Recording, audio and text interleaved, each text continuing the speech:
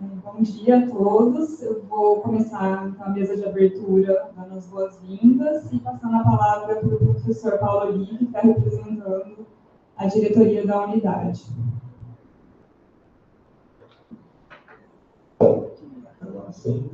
Bom dia a todos. É um prazer recebê-los todos aqui na nossa unidade. Eu sou vice-diretor, então estou falando também lá da professora Cristian, nossa diretora. Está voltando de um congresso hoje, então ela não pôde participar. E eu gostaria de dar os parabéns à organização do evento.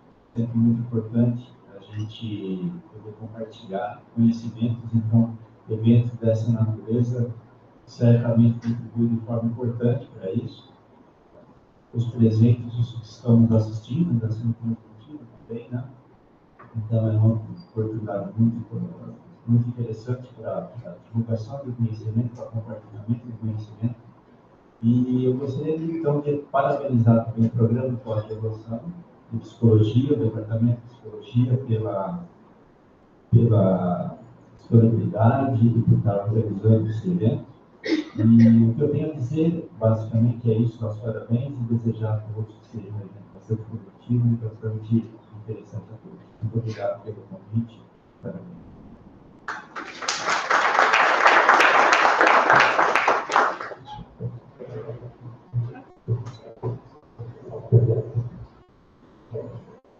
Boa tarde a todas as pessoas presentes. Bom dia, já estou aqui me antecipando, né? Bom dia. Eu queria agradecer, né, a professora Marina Greg, a professora Thais Zerbini, pela organização desse evento, cumprimentar o professor Paulo, a professora Sônia, dizer, assim como o professor Paulo, né, da importância que é ter uma jornada internacional aqui no nosso campus, né, discutindo psicologia organizacional do trabalho, gestão de pessoas, e trazendo temáticas tão importantes hoje na contemporaneidade, né, como essa discussão, por exemplo, de igualdade de gêneros, né, essa jornada também, né, ela está como uma atividade complementar do nosso curso de Psicologia e Direitos Humanos, né, e assim a gente vai pautando, né, discussões e temas que são importantes para a gente construir, né, e contribuir com o processo de transformação social. Então, queria cumprimentar mais uma vez, agradecer a presença da professora Michele aqui também, da professora Lídia, né, a gente tem feito um investimento grande para fortalecer as nossas cooperações nacionais e internacionais e dizer que Marina, Thaís, né, estão de parabéns pela organização do evento e espero que vocês possam aproveitar bastante as discussões que vão ser desenvolvidas nesse período. Obrigada e parabéns pela organização.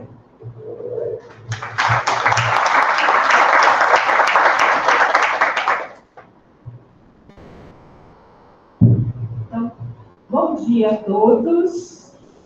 Todas as pessoas aqui são muito queridas, porque estão muito interessados em colaborar com a construção e a produção do conhecimento. Então, formalmente, eu agradeço imensamente a quem criou a proposta, né? As professoras Marina Grega, a professora Thais Zerbini, as convidadas que vieram, aos convidados, especialmente aí pelo investimento na força, na distância, e a gente sabe que isso é uma dedicação especial. Então, muito obrigada, professoras, e a nossa diretoria, nosso programa de pós-graduação. Não quero repetir, né, porque às vezes a apresentação, o início do evento, né, tem aquela formalidade, todo mundo falando, nossa, só gratidão, gratidão. Gratidão é muito importante, ela nos reúne, ela nos aproxima.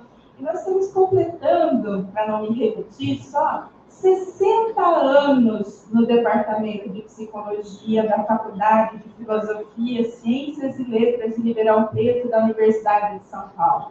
Então, eu tenho muito orgulho de fazer parte, né, dessa abertura, nesse sentido comemorativo, e ter a parceria do professor Paulo Olive, da professora Carla Guanais, em funções tão importantes de gestão das nossas atividades. Parece fácil, né? sentar, abrir a mesa, abrir um evento. Quando a gente vai no dia a dia, a gente sabe quantas horas de dedicação, e vocês especialmente, na temática da psicologia organizacional e do trabalho e da gestão de pessoas, sabem quanto investimento pessoal e profissional tem para esse evento existir, para a faculdade existir, para o curso e os cursos da faculdade e o programa de pós-graduação em psicologia. Então, a gente só constrói isso com pessoas engajadas, pessoas que se prontificam a estudar, a estar nas nossas atividades e realmente gastar tempo pensando, estudando e produzindo conhecimento relevante. Nós somos aí investidos, né, de muita expectativa social. Então, nós temos que lembrar desse compromisso de retorno a quem nos financia, a quem nos permite estarmos todos aqui. Então, sem mais demora, porque o importante é o conteúdo. Muito boas-vindas a todos. O Departamento de Psicologia dessa faculdade festeja os seus 60 anos com várias atividades, incluindo esse evento. Então, por isso, muito obrigada. Não é uma gratidão formal, é uma gratidão sincera. E os votos de que vocês realmente tenham essa segunda Jornada Internacional de Psicologia Organizacional do Trabalho e Gestão de Pessoas com muito proveito. Melhor, o tempo seja muito proveitoso para todos. Então, bons trabalhos.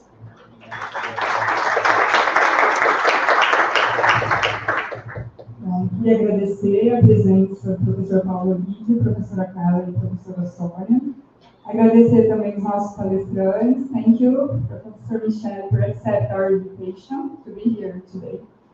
Agradecer a professora Lídia, a professora Jussara e os demais participantes, a professora Rayana, que está ali também, e a professora Lídia, que é egressa do nosso curso, que vai comentar com a gente na parte da tarde. Queria agradecer os membros da comissão científica, que é formada por alunos da graduação em psicologia, a Milena, e os alunos de pós-graduação, a Ana, Isadora, o Victor, a Joyce, Tamires, a Beatriz e a Flávia, que também agora é docente, foi nossa doutoranda, e a presença de todos vocês. O laboratório, o apoio, foi criado pela professora Thaís e por mim há 12 anos, e um dos objetivos é produzir e divulgar conhecimento científico na área de Psicologia Organizacional do Trabalho, no âmbito nacional e internacional. A jornada ela veio com essa ideia, e tem esse objetivo. A primeira foi feita no primeiro semestre, né? Não sei se alguns de vocês, eu estou vendo que estavam aqui, a gente teve a presença do professor Francisco Medina, da Espanha, e agora a gente tem a professora Michele conosco. Além de desenvolver as jornadas competências também de pesquisa dos nossos alunos de graduação e pós-graduação, é um momento que a gente tem de compartilhar com a comunidade externa as pesquisas que são feitas aqui na universidade. Isso também é uma missão nossa, que é estreitar ainda mais o que é produzido na academia com a prática profissional. Eu sei também que aqui a gente deu uma olhada nas inscrições, tem muitos profissionais que atuam na área de gestão de pessoas e são psicólogos ou outros profissionais que estão atuando em gestão de pessoas, né? Então, a gente também tem esse objetivo de cada vez mais estreitar esses laços e produzir conhecimentos que vocês possam aplicar no dia a dia de vocês e também tentar responder a desafios que a prática traz para a nossa atuação por meio das nossas pesquisas. Hoje é o Dia Internacional da Saúde Mental, então o evento ele não foi feito com esse objetivo, mas acabou sendo essa data. E uma das palestras a gente também fez pensando nessa questão da saúde mental nos ambientes de trabalho. Eu acho que é algo que vem sendo muito discutido na mídia e estudado, e a gente vai ter uma palestra de violência psicológica no trabalho. E a igualdade, as questões de gênero e liderança não deixam também de ser fatores aí protetivos, né, ou não, fatores de risco para adoecimento. Então, também essa jornada ela foi pensada com esse objetivo, né, de discutir também essas questões de saúde no trabalho. Então, mas eu queria agradecer, dar as boas-vindas a todos, a todas, desejar um ótimo evento. Falar que a professora Thaís não pôde estar com a gente hoje, pela uma questão de saúde, mas que nós aí estamos juntas nessa parceria, desenvolvendo a área aqui dentro do departamento e da unidade. Então, eu queria agradecer e passar para a próxima atividade agora, que vai ser a conferência de abertura, como a professora Carla disse, ela vai estar sendo também transmitida no nosso canal da Pós-Graduação como parte do curso de Direitos Humanos que está sendo realizado aí no nosso programa. Bom, então, obrigada e vamos começar.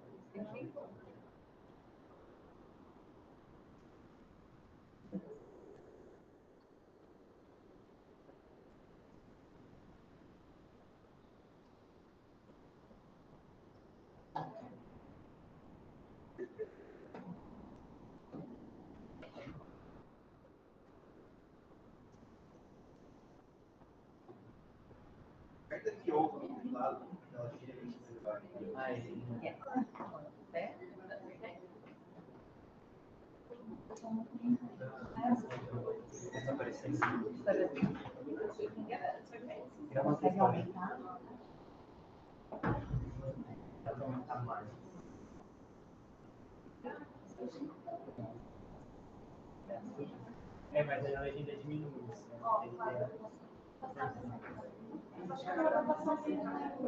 Só vamos ligar para o nome, porque a bateria Deixa eu também alguma coisa para ver se eu tenho que ficar igual.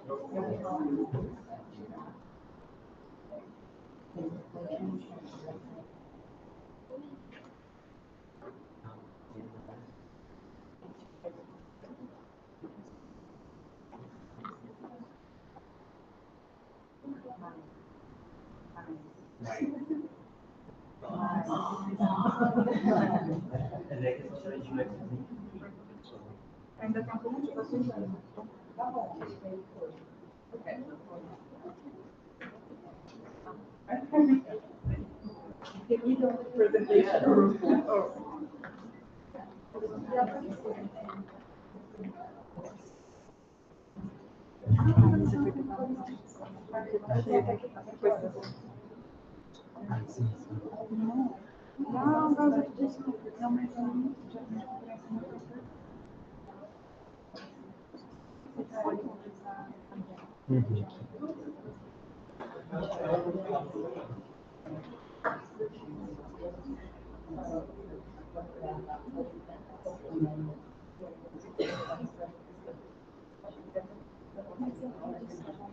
Botou 20 minutos para aparecer para mim, vai aparecer menor, porque ela vai entrar muito apresentação. Já deixei. só falar inglês, tá? Eu acho que eu dou uns recados. Vamos lá, pessoal? Então, nós vamos começar. O que a gente tentou fazer para auxiliar é ter as legendas em português, tá? Embaixo, vamos ver se vai funcionar. Mas também a gente está aqui, né, Lígia e eu, para auxiliar, assim, se alguém precisar de alguma ajuda com o inglês, tá bom? Olá, bom dia, tudo bem? Gente, eu vou fazer primeiro uma apresentação em português e depois eu vou falar a mesma coisa em inglês para a Michele poder entender o que eu estou falando, tá? Então vamos confiar na minha memória. Nós tentamos fazer, we tried to do the titles in English, but o que eu ia dizer é que vocês não se preocupem, que a Michele costuma falar muito devagar, e também se alguém quiser, porque vai ter um tempo de pergunta no final, que ela separou, e aí se alguém precisar de auxílio para traduzir alguma coisa, a gente está aqui, tá? Então, se alguém quiser fazer alguma pergunta, mas não se sentir seguro para falar tudo em inglês, é só falar comigo ou com alguém da organização que a gente traduz para vocês, e aí eu traduzo de volta, isso é uma coisa que é tranquilo de fazer, tá bom? Então, gente, para abrir... Oi? Para abrir aqui oficialmente o evento, né, eu queria primeiro fazer uma breve introdução, né, de como chegamos na visita da Michele aqui. Há um ano atrás, eu estava na Austrália, né, fazendo meu pós-doutorado, e a Michele era minha supervisora. Ela prefere que eu chame ela de mentora, né? E a gente recebeu a notícia de uma chamada da FAPEMIG, né, que chamava Ciência por Elas. E essa chamada era só para mulheres, né, para equipes formadas por mulheres. E na época a gente montou uma equipe para investigar a saúde mental de professoras e pesquisadoras, né? E é legal que seja hoje por causa do Dia da Saúde Mental. E aí a gente conseguiu a verba desse projeto, e a gente acho que foi a única equipe das humanas que conseguiu esse projeto. Então, com essa verba, a gente conseguiu fazer várias parcerias, não só com a Michele, mas também com pesquisadoras do Canadá e do Reino Unido. Então, eu achei interessante contextualizar, né, como que chegamos até aqui, para que fique clara a importância de se financiar pesquisa sobre gênero e pesquisa feita por mulheres no país, né? Então, com essa verba, a gente conseguiu financiar bastante coisa, o que incluiu trazer a Michele aqui, né? Então, hoje a gente vai ter várias sessões que falam sobre igualdade de gênero, o que é um motivo de orgulho também, pois faz parte do projeto, né? Fala sobre a experiência das mulheres na academia em relação à igualdade de gênero. E com muito orgulho que eu apresento a Michele, que foi minha supervisora até hoje, ainda eu gosto de pensar, né, a gente ainda está trabalhando muito junto, então hoje em dia a gente tem todo um conjunto de pesquisas que está sendo desenvolvido na temática. Então a minha missão era trazer isso aqui para o Brasil, para que essa área de igualdade de gênero dentro da Psicologia Organizacional e Trabalho se desenvolvesse um pouco mais também. Então, esse foi o contexto, né, por trás. Então, sem mais delongas, eu vou apresentar a Michele em português e depois eu vou falar em inglês, tá? Então, a Michele, ela é uma expert reconhecida ao redor do mundo na área de igualdade de gênero. Ela é professora de Psicologia Organizacional, do Trabalho e Social, e ela é a diretora inaugural do Global Institute for Women's Leadership, que foi aonde eu estava no pós-doutorado, que existe tanto na Austrália quanto no Reino Unido. E, no caso, ela é diretora da unidade da Austrália. Então, o trabalho dela se centra em entender os processos psicológicos que estão subjacentes à desigualdade de gênero nos ambientes de trabalho, e também com foco em desenvolver e implementar intervenções que visem a igualdade de gênero com base em evidências para tentar mitigar os gaps que existem. So, Michele Ryan is a world-renowned gender equality expert, professor of social and organizational psychology, and the inaugural director of the Global Institute for Women's Leadership at the Australian National University. Her work centers on understanding the psychological processes underlying workplace gender inequality and designing and implementing innovative and evidence-based interventions to increase gender equality. Michele, it's such a pleasure to have you here with us. Thank you very much for accepting our invitation to share your expertise here in Brazil. Thank you so much, Lisha, for your very kind words. I'm assuming the words were kind, but I didn't understand most of them. So thank you. And thank you very much for allowing me to present in English. I see we have some subtitles, but I'm not sure whether anyone can read those. They're very, very, very tiny. But we'll see maybe how we go. Is that okay? So should I just get started? So I think, I'm not sure what Alicia said, but I will talk for about 40 minutes or so, and then there'll be some time for the discussion as well. So what I would like to talk to you today is about gender equality and about what we should do if we want to achieve gender equality. So one of the things that I'm often asked is, what is the one thing that we should do if we want to achieve gender equality? It's a very common question. And I wish that I had an answer for that. I wish it was so easy that we could just do one thing and achieve gender equality. But gender inequality is very complex and there's much that we need to do. So I never have an answer to that question about one thing to do. So what I generally do when I answer that question is to say it's much easier for me to say what not to do. So what are the things that we shouldn't do rather than the things that we should do. So what I would like to talk about today is 3 things that we shouldn't do when we try to achieve gender equality. And then hopefully with that, it also tells us a little bit about what we should do as well. So where this started really is an article that I wrote for Nature magazine. And they asked me exactly that question. Can you please write something about what to do? And I instead said no, but I'll write an article about what not to do. So the 3 things, what I call missteps, or things that people often try to do when they try to achieve gender equality, is that they have a real overemphasis on quantity, on numbers. So we often think how many women are in senior leadership roles, how many women are professors, how many women are in science and technology and STEM. And numbers are very important, but that's not enough. The second misstep that people make is that when they come up with interventions and things to try, they often try to what I call fix women. They act as if there's something wrong with women and we have to fix them, and that's not the right way to go as well. And the third one is that we're often overly optimistic. So we're too positive about what we've achieved and not realistic enough. So what I would like to do is talk through each of these missteps.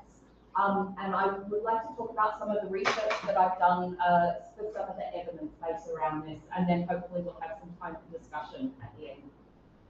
Okay, so the first misstep is an overemphasis on quantity. So often when organizations, so that might be universities or governments or private industry, when they want to do something about gender equality, often the first thing they do is count. How many women do we have on the board of directors?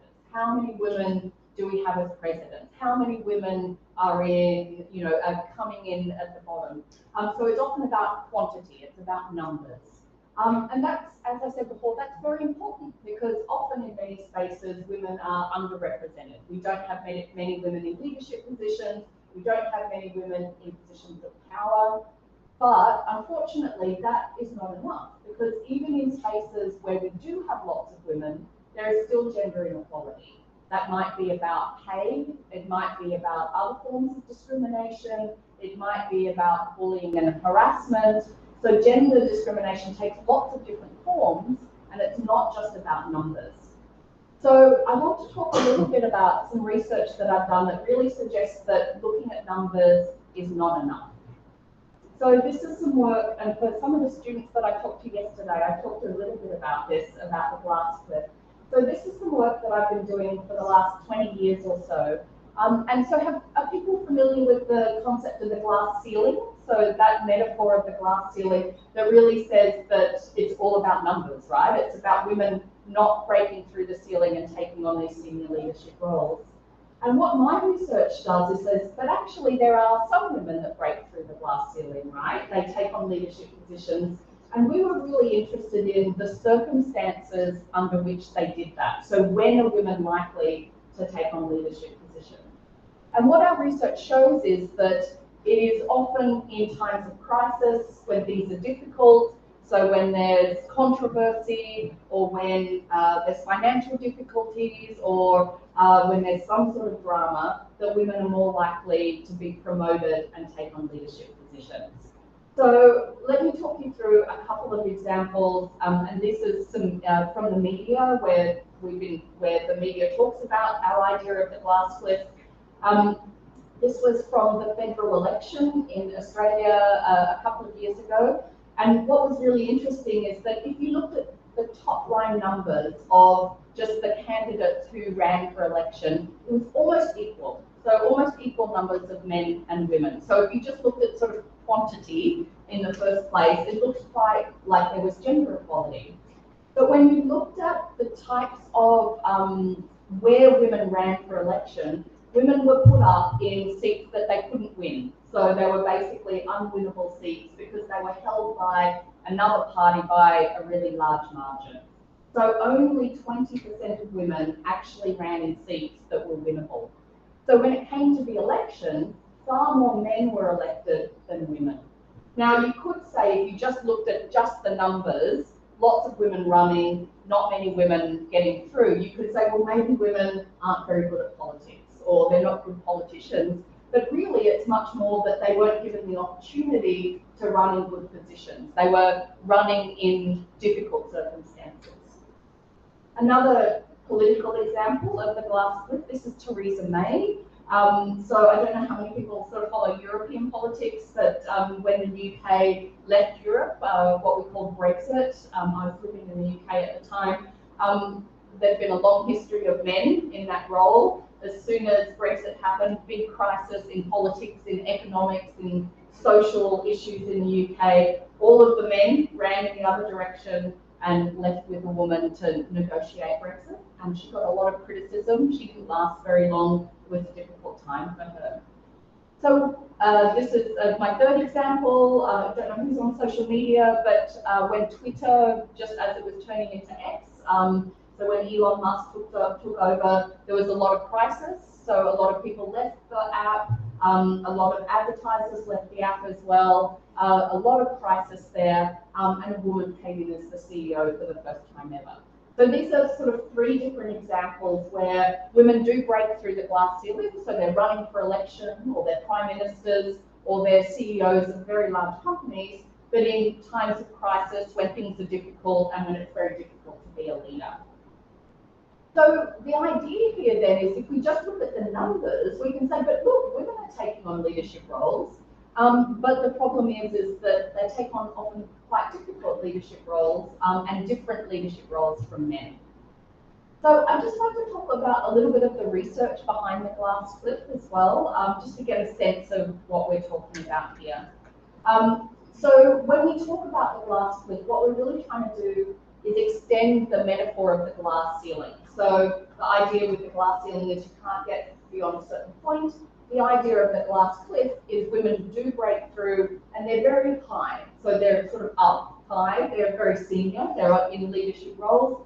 But the chance of falling off the cliff, the chance of failing, the chance of being in difficulty is also very high. So we're trying to capture the idea of it being difficult or precarious or risky.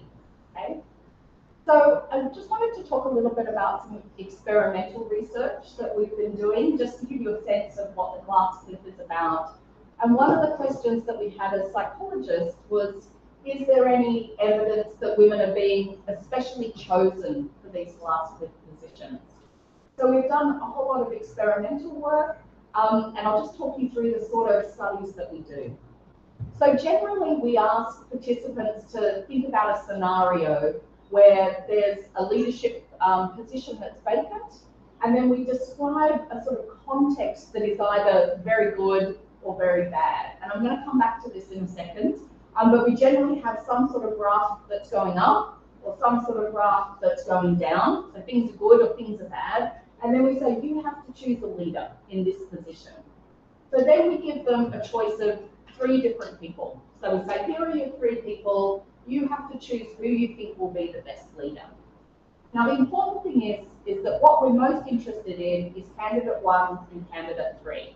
One of them's a man, one of them's a woman. Now, we give them some background. We give them a brief CV. We give them some references, something about their experience.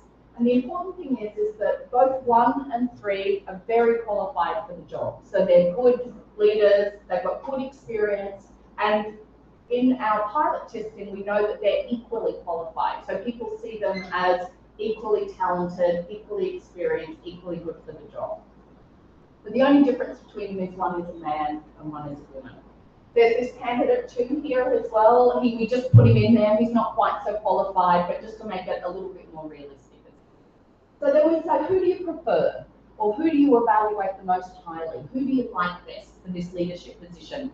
Either when everything's going well or when everything's going bad. Okay, so what do we find? So generally what we find is when everything is going well, there's a slight preference for him.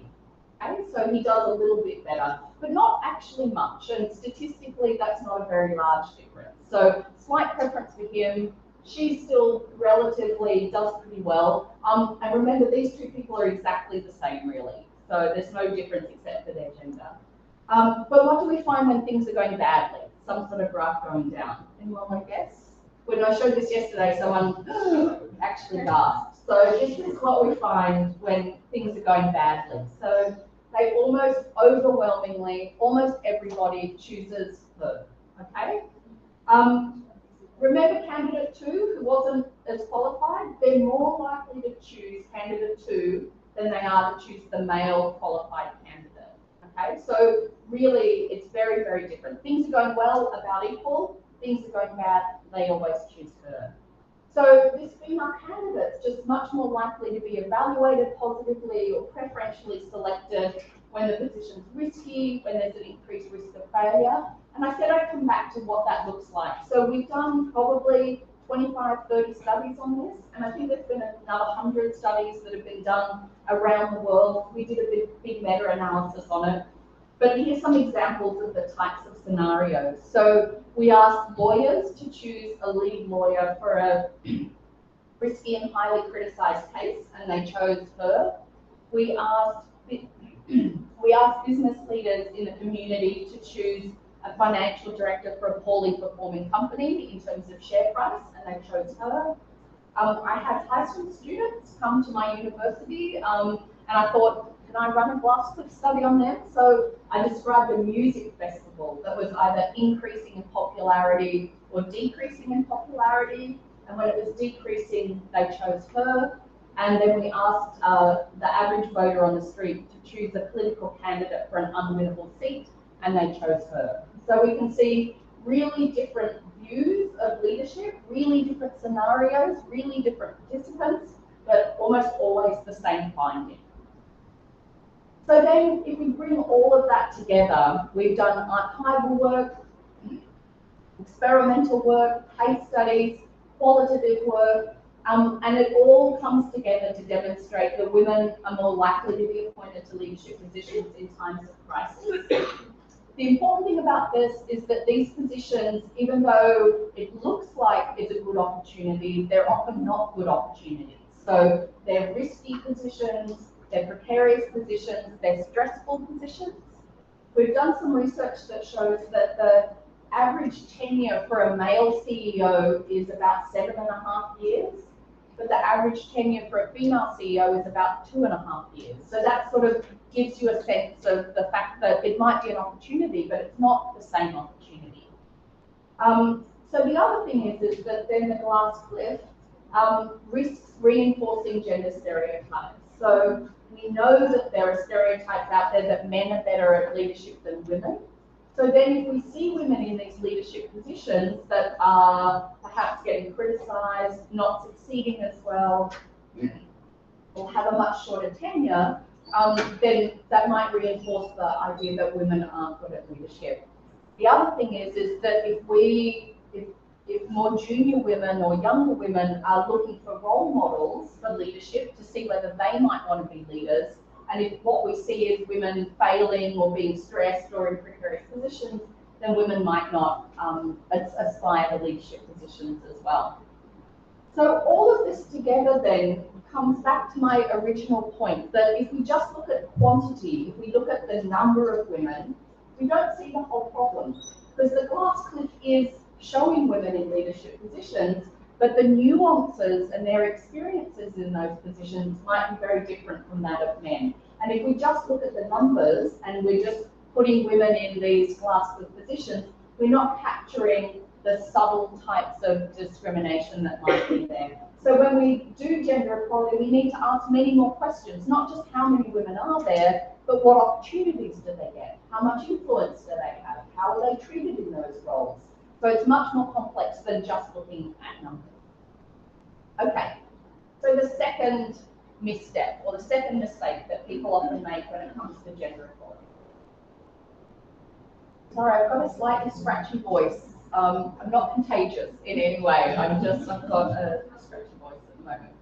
Okay, so the idea of trying to fix women is this idea that what often lots of gender equality initiatives are designed to teach women new skills, to boost their ambition, to empower them so that they can take on leadership roles or get paid more or do better in the workplace. And what I find really interesting about these is that it sort of assumes that there's something wrong with women and we've got to fix them and make them better. And I think that's a problem. So this is Sheryl Sandberg. So she was the Chief Operating Officer for Facebook, and since then Meta, when Meta took over. She's recently stepped down, but about 10 years ago she wrote this book called Lean In, which was a very popular book. If you look on Amazon or sort of online book sites, it was a bestseller, so it sold millions and millions and millions of copies. It was the most downloaded book for about 3 years in a row. But what's really interesting, it was also one of the least finished books. So you can actually look not just who downloads it, but who finishes it. So very popular in some ways, but there might be a problem. So let me tell you what she used to say. So this was a very sort of women's empowerment approach. She wrote this book to be very inspiring to other women, to encourage them to take on leadership roles and to be ambitious in their careers. So I'll give you some of the memes that sort of came out of this book. So fortune does favour the bold. You'll never know what you're capable of if you don't try. If you're offered a seat on a rocket ship, you don't ask what seat, you just get on. And I hope that you have the ambition to lean into your career and run the world. So on the one hand, this feels inspiring, right? You've got a very successful woman who's saying, come on, you can do it. Like, just be bold, be ambitious, be capable. So many people found this very appealing. It's nice to have a very famous person sort of saying, yes, you can do this. So on one hand, it's empowering. I think on the other hand, there's some problems here as well. And I'd like to just talk us through some of these problems. So I think what's really interesting about this approach is it really focuses on the choices women make. So it's saying, you should get on the rocket ship. You should choose to be ambitious. You should be bold. And of course, our choices are very important. They are important. But our choices are much more complex than just choosing to do something. So I think that by focusing on women's choices, when it comes to gender equality, if we're saying why are women paid less or not in leadership roles or not in STEM and highly paid sectors, it sort of puts the onus on women. It says, you've got to make the right decisions. You've got to choose things. You've got to be bold. So if women aren't in leadership, maybe that's just because they're not bold enough, right? And that's a problem. We often see this focus on women in interventions as well. We have women's leadership programs, which tries to give women the skills to become leaders. Now, in some ways, this is really good. Women's leadership programs creates networks of women. Everyone can deal with new skills, and learning leadership skills is important, but it's not the cause of gender inequality. The reason that women aren't in leadership positions is not because they don't have good leadership skills. It's because of systemic gender inequality, right? And the same with things like self-esteem and assertiveness training. We try to make women bolder, try to make them more ambitious, but of course there's a much bigger question about why might women not be ambitious? Why might they not feel comfortable being bold? So the problem with this approach of just trying to give women new skills and make them more motivated is that it ignores continuing structural barriers that are out there, okay?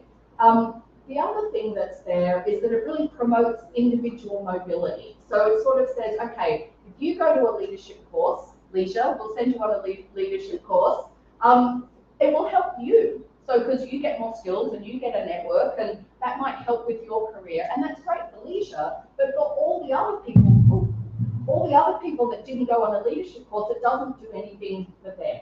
So it might help individual women, doesn't help women as a whole. So what happens here is often the women with the most privilege and the most advantage get sent on these courses and they do well, and it leaves everyone else behind. And in the end, it leaves the status quo untouched. So we might motivate a few women in this room to be bolder and a bit more motivated, but then they have to go into situations where there's still discrimination, there's still sexism, there's still harassment. So we're almost like encouraging women to go into spaces that actually are not good for them as well, instead of trying to change those spaces themselves so that women would be motivated to go into them. So I want to talk a little bit now about some of the research that we've done associated with this. When I lived in the UK, I had a large European research fund grant, so it was a 5-year grant where we looked at exactly this problem. And partly what we wanted to do is say, okay, if we think about ambition or if we think about women's willingness to make sacrifices for their career, it's important to note that this doesn't happen within a social vacuum, okay? That women's career choices, and remember we talked about choices before, they're shaped and they're constrained by organizational culture, by social context, by norms, by stereotypes, and it's those things that we need to fix and understand and not just try and make women feel ambitious and bold. So let me talk you through a little bit of the research that we've done in this area. I'm going to start with ambition. This is because often when we talk about women and that number problem about women not being in leadership positions, people often say, well, women aren't as ambitious as men. They're not as, they don't have the same drive to get there. So that's why they're not there. So partly that's why Sheryl Sandberg is saying just be more ambitious, and why we're trying to, a lot of the interventions try and focus on women's ambition. But this really raises a question. Is it the case that women are less ambitious than men? Okay, so that's an empirical question. So here's some data that I think is really interesting. This is from quite a long time ago in the police force, but actually there's similar findings now. So what this shows is that when you look at new recruits in the police force, men and women have equal levels of ambition in their career. But by 5 years into their careers, you get this big gender difference. This is data from surgeons, so surgical specialty in medicine. First-year surgeons, men and women have equal levels of ambition. By 3rd year of training, you see this big difference. Okay. This is undergraduates at my old university. Let's just focus on the sciences. First-year science, men and women have equal levels of ambition. 3rd year, we get this big difference again. So then the question about are women less ambitious, the answer is not straightforward. They start off equally ambitious, but over time, we get this difference. Now, some people might say, well, why? Like, what's going on here? Some people think that it's a very simple answer to this, and they say that maybe it's just about women's biological clocks, right? There's a sort of time in women's life that they might start off ambitious, but then when they want family or when they have children or, when they, the biological clock kicks in, then their ambition drops off. So this is a very common explanation that women, once they get to a particular time in their life, their priorities change. I'm not convinced by that, and that's partly because it doesn't really match with the data. So when we looked at undergraduates, we saw a change from when they were first years, so when they're 18 to when they're 21. We saw this drop in ambition. When you look at the police force, they're generally in their 20s, so we got a drop between about 20 and 25. When you look at surgeons, they're generally in their early 30s by the time they start surgical training, so you get a drop between sort of 30 and 35. So none of that suggests that there's some magical age, I don't know, 28 or whatever, when suddenly women's ambition drops down. It seems much more complex than that. And what I would say is, if you look at the science lab, or the police force, or the operating theatre, these are really male-dominated spaces, right? They're spaces where there's a lot of men. It's quite a masculine environment. And what we're seeing is that when women are in these environments, their ambition seems to drop off. So if we think about who people have as role models when they're in these sort of really male-dominated environments, who fits in, who feels like their identity belongs. This guy here, when he looks up and sees his role model, he's got people like him now. But when she looks up and says, oh, well, okay, am I ambitious? Do I want to be at the top? She doesn't have the same sort of role models because the environment is very different for those men and women. So then we're really interested then in how this environment might shape men and women's confidence or their ambition or their boldness and things like that as well. So let me talk you through a study that I've done with a colleague of mine, Chris Begany at the University of Exeter. He's really interested in this idea called distinctive treatment, which is how you're treated by other people in the workplace. There's positive distinctive treatment. So this might be people coming to you and saying, oh, can I get your advice? Or can I use your knowledge and expertise? So that makes you feel like, that feels good, right? When people do that. Or it can be negative distinctive treatment. So people might overlook your contributions. They might interrupt you when you're talking, or they might tease or criticize you as well. So these are ways in which you can be treated in the workplace. And this makes you feel like if you either really belong, that you're part of the context, or that you don't belong. So distinctive treatment can make you feel valued, can make you feel admired, and can make you feel looked up to, and give you a sense that you belong as well. So we did a study in traditionally male-dominated professions like IT and tech and finance. And what we found is for both men and women, if you receive positive distinctive treatment, it makes you feel like you've got good standing in the group. It makes you feel like you belong. And that actually increases your confidence and increases your ambition, okay? But the important thing here is that that was particularly the case for men. It was a really strong relationship for men and quite a weak relationship for women. Although it was still there, it was just not as strong. So when people are treated well and feel like they belong, they will then show confidence and ambition.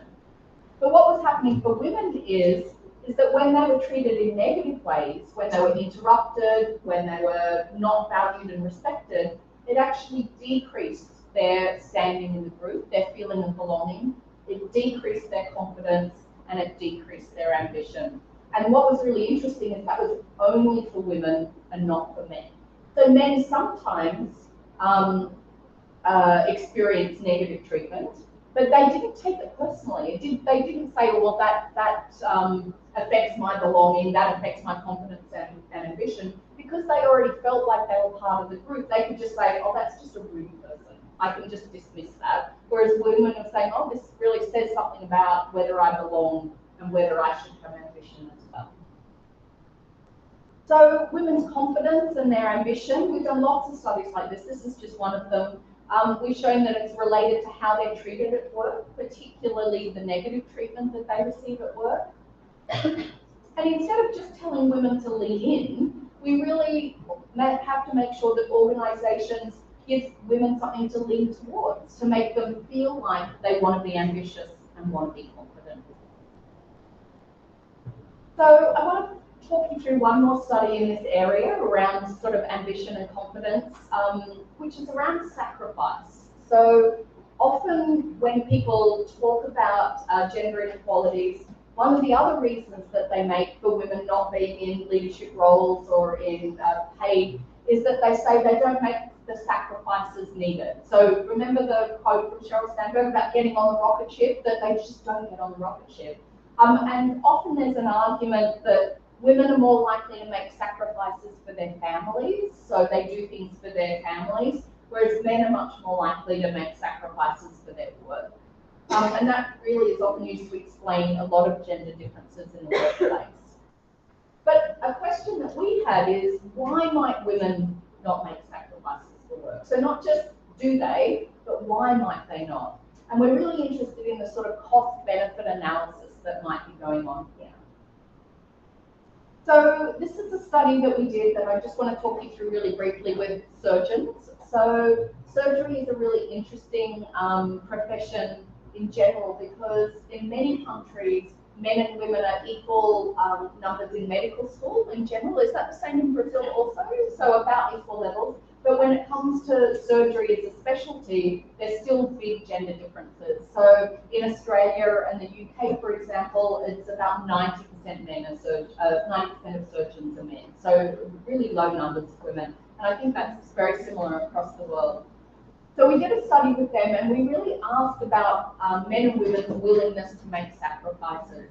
This was a study that was commissioned by the Royal College of Surgeons to understand why women were dropping out at really large rates from surgical training. So what we found here with surgeons is that men and women had very different experiences. So women experienced more gender discrimination, but they also felt that they had less fit and belonging in the surgical profession. So when you say, look at your role models, women felt like they didn't fit in and didn't belong with those who had already made it. Now, that gave them a lower expectation of success. So women thought that they would be less likely to be successful in their careers as surgeons. And that was related to their willingness to make sacrifices. And for me, that really makes sense. If you say, will you give up something for your career, you need to have an expectation that you're going to succeed in your career. So if you're already facing discrimination, you don't have role models, you don't expect to succeed, that's why you don't make sacrifices. And then we found exactly the same, thank you. It's really quiet now. And we found exactly the same findings with another group of people in veterinary medicine, so looking after small animals. So exactly the same, women experience more discrimination, less fit and belonging. They think that there'll be less benefits for making sacrifices, so therefore they don't make sacrifices. So if we bring all of this together, women are less likely to make sacrifices for their career, but not because of they're not bold or they're not ambitious, but because they experience discrimination and they have a lack of role models. And all of these things reduce the perceived benefits of sacrifice. So it's not surprising then that they don't make sacrifices. Okay, the last one, the last misstep, and then we've got time for a discussion. This section is much shorter than the others, so we'll get through this quite quickly. So over-optimism. When it comes to gender equality, it's really interesting about how you get the balance between saying we've come a long way. So compared to 50 years ago, we're doing much better. There's much better numbers in terms of gender equality experiences. There's been a lot of change. And I think often people can say, oh, look, we're pretty much equal now. Let's be optimistic and move forwards. And on the one hand, it is really important to celebrate the wins that we've made and the progress that we've made. But part of the problem is that often people just see all of the progress and don't see what is remaining and what still needs to be done. So this is what I call they're sort of overly optimistic. And people often think, oh, it's now just, change is just linear, right? It just gets better and better and then it's fine. But what's really interesting is that actually we have had a lot of change in the last 50 years, but it has stagnated a lot. And even in some areas, we see change going backwards as well. So it's a balance between celebrating what we've already achieved, but actually not being overly optimistic. Now, there's reasons why we don't want to be overly optimistic, and I want to show you some research that shows some of the consequences of being overly optimistic. So this is, again, another study that I've done with my colleague Chris Begany. You don't have to read this.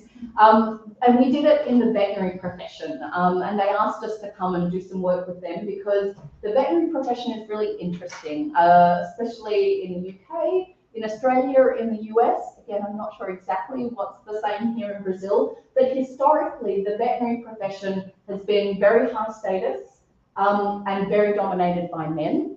But in the last 5 to 10 years, the numbers of women coming through have really changed. So in Australia and the UK, 80% of veterinary students are now women.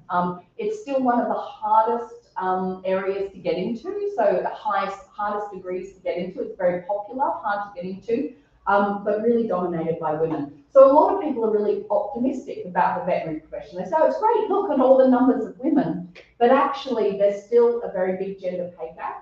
There is still a lot of harassment and bullying, and women are still dropping out at really high rates as well. So there's still inequalities that are there. So the Royal College of Vets asked us to come in and do some research with them. So one of the things we really wanted to look at is what happens when people think that discrimination is no longer a problem. And for many people, you might think, if we're looking at the veterinary profession, we can say, look, there's no discrimination anymore. Look at the numbers of women. And this goes back to our first point as well, where we were saying quantity and numbers is not enough. So I want to talk you through just one study that we did, which was a survey of managerial vets. So animal doctors and the sort of senior vets. And what we did was we had 266 managerial vets, equal numbers of men and women. And what we asked them to do is we said, okay, here's a annual review form that we've got for a junior vet. So this is someone that's just finished their first year out of school. And we gave them an annual review form that said how they've been doing in terms of their performance at work and their research and dealing with clients and all of these sorts of things.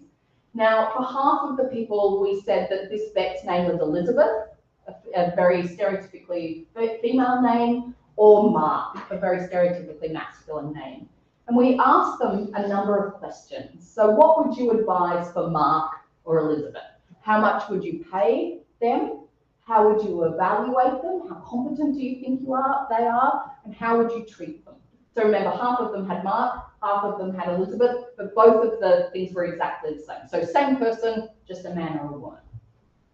Then the other thing that we asked them was, do you think that gender discrimination is still a problem in the veterinary profession? So we had a question about basically how optimistic you are. So questions like discrimination against women in the veterinary profession is no longer a problem. So what we find here is that about 44% of people are very optimistic. They say it's not a problem anymore, no discrimination. Most of those, the majority of those were men. We had about 14% in the middle that said, oh, I'm pretty neutral. And then we had about 42% of people that were not so optimistic, so a bit more pessimistic, that say, no, it's still a problem. The majority of those were women. Okay, so you can see that we've got people that really vary in how optimistic they are. So let's go to the questions then. So when you say how much should we pay Elizabeth or Mark, what we find is that overall, across all respondents, there's a gender pay gap. They think Mark should be paid more than Elizabeth. And actually the size of this gender pay gap is almost exactly the same size as the actual gender pay gap in the UK for vets. So this is very accurate. So they think Mark should be paid more than Elizabeth. But if we break that down by people who are optimistic and people who are not optimistic, let's just look at the people who are optimistic that say gender discrimination is not a problem anymore. Yeah, okay, so a much bigger gender pay gap. So there's a real paradox here. There's an irony. The people that think there's no gender discrimination are actually enacting more gender discrimination. Okay. And the thing is that the more optimistic you are, the bigger that pay gap gets. Yeah. Okay, so what about how you evaluate Elizabeth compared to Mark? So for those people who are optimistic, that think that gender discrimination is no longer a problem, they thought that Elizabeth was less competent than Mark, even though their evaluations were exactly the same. They said that they would treat her more poorly in the workplace. They would provide her with fewer opportunities, offer her less encouragement, and express more reservations about treating her in distinctive ways. So again, we've got this paradox. The more optimistic you are, the more discrimination that you show. So bringing this all together, there's sometimes a real failure to recognise that gender discrimination continues to occur. And this over-optimism is associated with more discrimination. And we've also done other work that shows that for those people that are more optimistic, they also have less support for gender equality initiatives more generally. So let me pull all of this together then with my 3 missteps. Numbers are not enough. Quantity of women is important, but we also have to look at the quality of the positions and their experience in those positions and subtle forms of discrimination. Fixing women doesn't tackle the root of the problem, and it doesn't lead to systemic change. And we need to celebrate wins, but over-optimism is associated with discrimination and can stifle change as well. So I'm just going to add a 4th misstep on here, which I didn't talk about in the article, but I just want to mention really, really briefly. I think a lot of the research that we do in the gender equality space is not intersectional. We often do research that benefits white, middle class, straight, able-bodied women, and not bring all women up with us as well. And I'll just leave that as a little thing to think about before we go. So thank you to all of these wonderful people who I work with, and thank you for listening.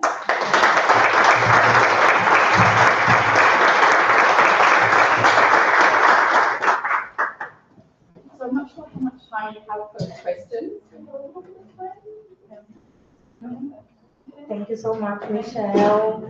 Now I think we have some time for questions. So if anybody feels free to make a question in English, just raise your hand. If not, if you want me to translate, just call me over and I will translate it to you. So we have one here, one there. I'm making the list, okay? I'll memorize.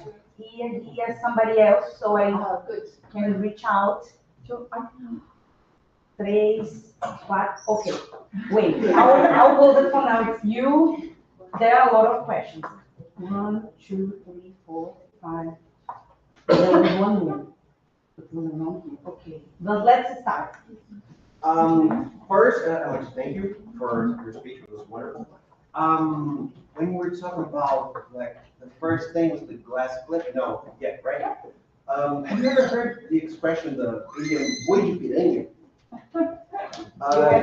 yeah, it's like the piranha oxen. Okay. It's an expression we have in Brazil. Yeah. Where the idea, like, you're crossing a river. Yeah. And you're so wonderful. You go first. Yeah. But you're there to be killed. So okay. I just wanted to point that out to you because it's just popping in my mind. Okay, that's really interesting. In English, there's also a phrase called the poison chalice, which is just like, we give you this wonderful thing to drink, but it might be poison. Yeah. Is there any gender dimension to that? I don't know, because boy is like usually related to man, and today is really not a good word to be using about women. Okay. So yeah. I would hope not. Okay. Second thing, we were talking about fixing women, and this is not for your benefit, but mostly for our colleagues here.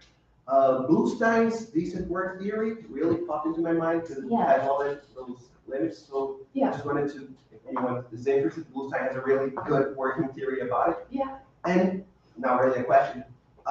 In your Mark versus Elizabeth study, how were the non-cash pay variables measured? Was it quantitative? Was it? Yeah, so it's all quantitative. So it's just all a survey, and we just said things like, how competent do you think they are, like on a scale from 1 to 7? And then how likely would you be to give this person opportunities and those sorts of things. So in some ways it's just a survey and they're just saying, oh, what would I do? But all they know is, here's a junior person, how would I treat them? So they don't know there's a gender dimension to it, right? All they know is they either got Mark or Elizabeth.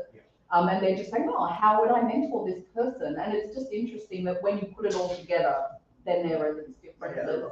When you presented the question that you made to, oh, these are the optimists, these are the sexists. Yeah. These are it really like popped into my mind. I could see you anticipating it as I was doing it, and it's quite a strong finding. So those are big statistical differences as well. I guess the big question is partly what happens in the real world versus a scenario, but it really links in with what happens in the real world. So when we talk to female vets, they say we're not given the same opportunities, we're not seen as competent, we're not seen as those sorts of things. So I think it's a very controlled environment, but I think it reveals some things there.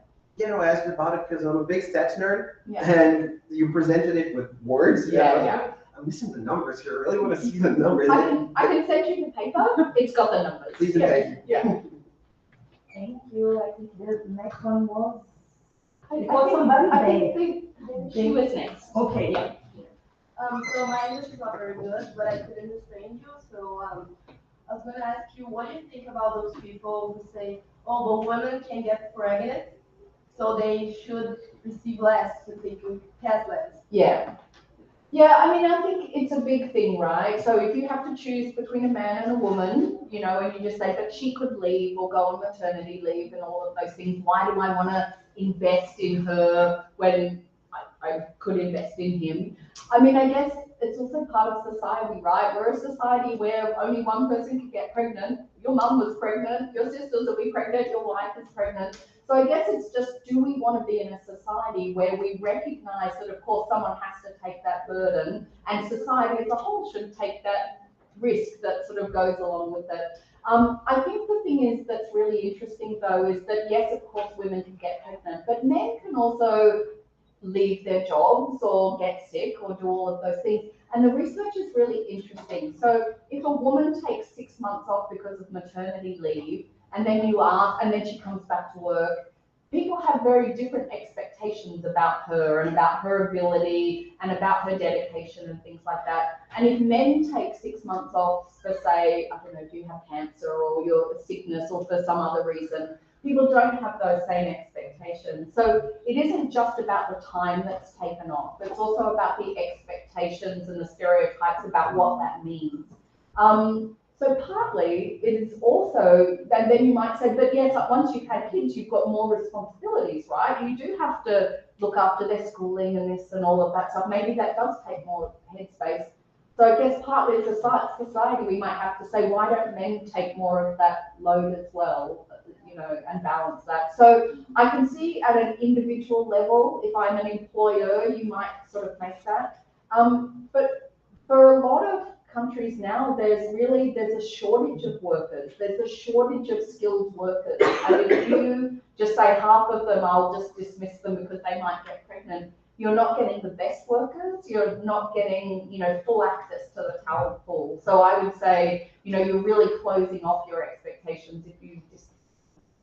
Yeah. And I realize that it reflects on society, the system, because women are supposed to be the mothers, and the fathers are just like, we pay for school and that's it. Yeah. And even when she already has the baby, so then, oh, you're a mother, your kid is sick, then you have to go there. Yeah.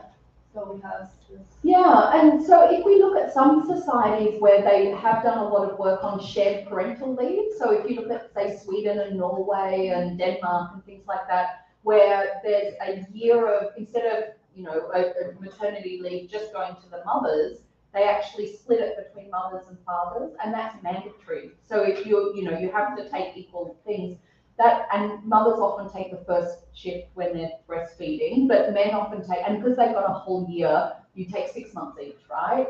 So then it's not just that men actually do go on paternity leave and parental leave. So there is no difference between men and women because they're equally likely to go. But also then it helps with the who is doing things because men have taken that time and then are more invested in their children. So there are ways in which you can really lessen the impact of maternity leave. Thank you so much. It's very expensive though, so yeah, and it's a big societal shift to move to that. Sorry, I'm going to keep talking about this because I find it interesting. In Sweden, they first introduced shared parental leave and men didn't take it. So they were just like, why would I take that? That's going to affect my career. And all the women were like, exactly. And then they made it mandatory. So they did a use it or lose it. So it used to be that you've got a year, you can decide how to divide it between the father and the mother. This is in heteronormative situations.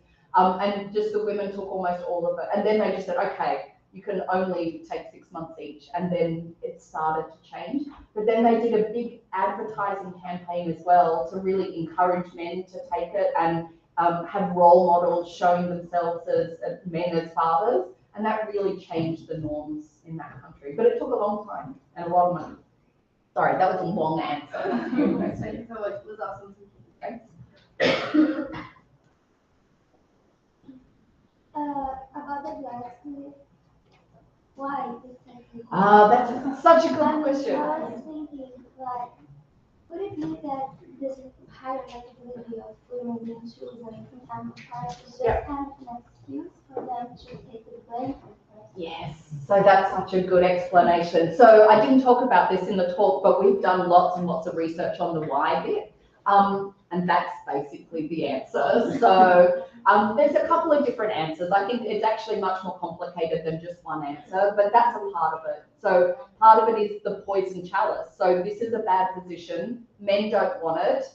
We can blame women. So the Theresa May example that I gave, whoever took that job was going to be criticized. It was going to be difficult. So the men were like, I don't want that job. Let's put her in it and she can mess it up. And once she's done that, we'll kick her out and then Boris Johnson can come in. So there was really the setting women up to fail. There's a little bit about stereotypes that some people think women are good in crisis. So she's just going to be fantastic and solve the crisis. But that's very, very small compared to actually that. And part of it can be about organizations wanting to signal change. So if you think of Twitter, so it was all going terribly, and it was almost like, no, it's okay, look, Elon Musk's gone, we've got someone else in, and if you choose someone that looks so different, it's like almost the complete opposite of Elon Musk. You're sort of saying, look, we're doing something different, don't worry about it.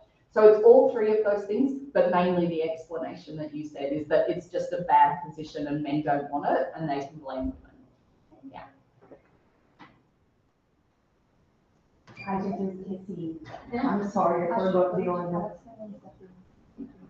Se alguém quiser perguntar em português, tudo bem, mas também, gente, vocês podem abordar ou mandar algum e-mail para a Michele depois, ela costuma ser bem responsive. I'm telling them that if they want any, they have any questions for their own, they can email you and read the papers as well. I have my email up there, so but it's also easily Googleable. Yes, so if you want to have other questions as you read the papers and go deeper on the topic, you can just email her. Okay, I think that's pretty much it. Thank you so much, Michele.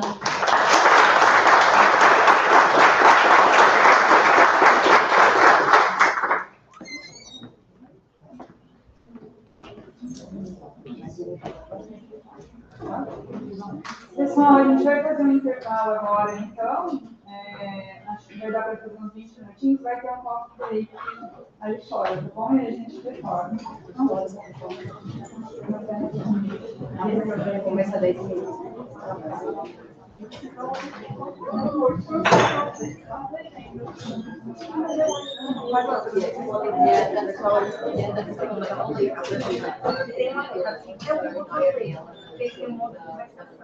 Então, você liga, ele vai traduzir um pouco.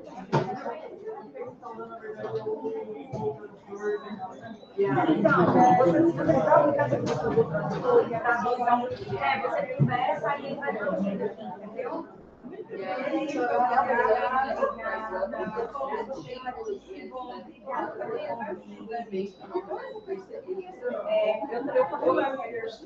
estou falando que é a Michele, no Brasil. E nem aquele outro chá, né, que estava tudo. Lá na UF, lá na UNB, é uma turma. Sim, sim.